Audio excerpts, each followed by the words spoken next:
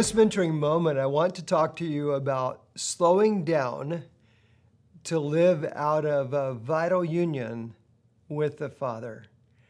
I had a mentor in my life named Gary Smits, and Gary poured into me for over a decade.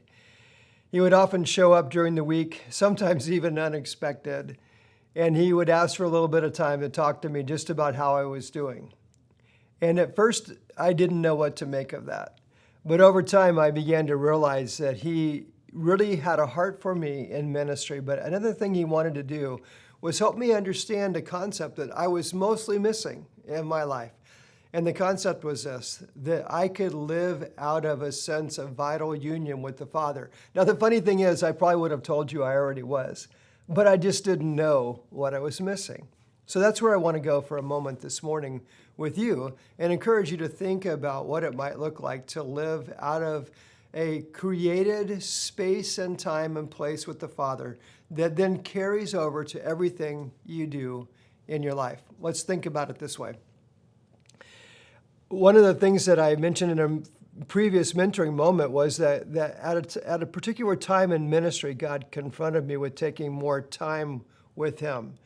When I first began to do that, I thought about, God's invitation was that I could learn something I needed to learn. It was going to be a strategic download that as I spent time with Him, I would get the ideas of all the things that I should do in my life and ministry, and that it would be something that would catapult me into fruitfulness and things like that.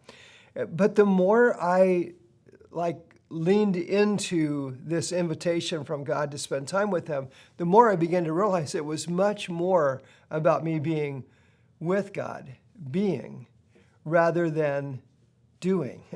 It wasn't about what I would do for God. It was about being with God. And that simply being with God was great companionship for Him. What I had completely missed about this equation was that God longs to spend time with each one of His children, like one-on-one, intimate time, focused time that is relaxed and unhurried. I had completely missed that.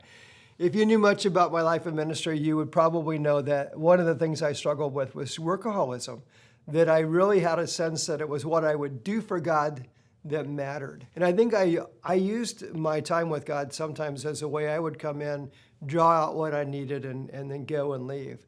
Probably was pretty unfulfilling to the Father at times.